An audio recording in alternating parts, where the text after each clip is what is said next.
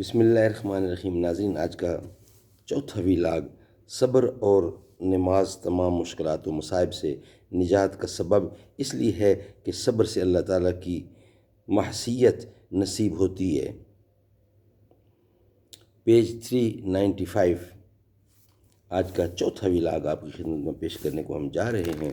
ناظرین، کتاب کا نام ہے معارف القرآن، جلد اول، سورۃ الفاتح سے لے کر سورۃ البقرہ، پارہ اول تا پارہ تیسرا، رکوع 8واں۔ رائٹر ہیں اس کتاب کے مفتی اعظم پاکستان حضرت مولانا مفتی محمد شفیع صاحب رحمۃ اللہ علیہ۔ بسم اللہ الرحمن الرحیم۔ الحمد للہ وکفی وسلام علی عبادہ الذین اصطفی۔ قال النبی صلی اللہ علیہ وسلم خیرکم من تعلم القرآن وعلمہ۔ بہترین لوگ وہ ہیں جو خود بھی قرآن پڑھیں اور دوسروں کو پڑھائیں، سکھائیں اور لکھائیں۔ آتا ہے جو طوفان آنے دے، کشتی کا خدا خود حافظ ہے۔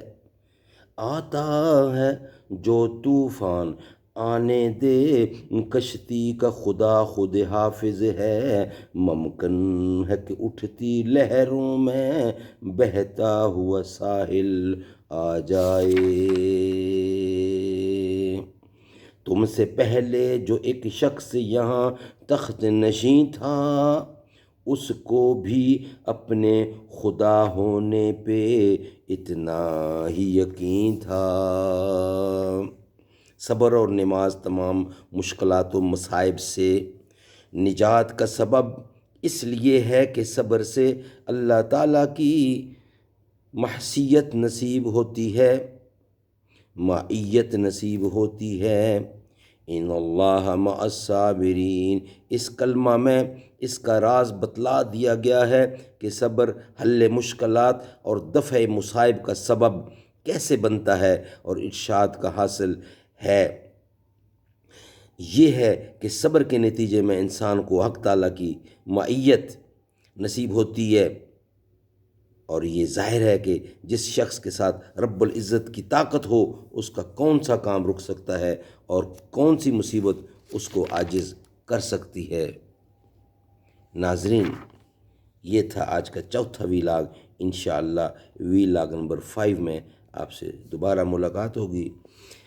ان اللہ مع الصابرین، صبر کرنے والوں کے ساتھ خدا کی ذات ہے۔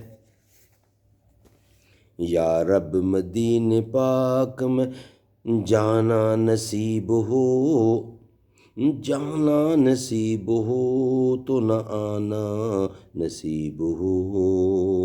رکھ دوں در حضور پہ جب میں جبین شوق، چوکھٹ سے ان کے سر نہ اٹھانا نصیب ہو۔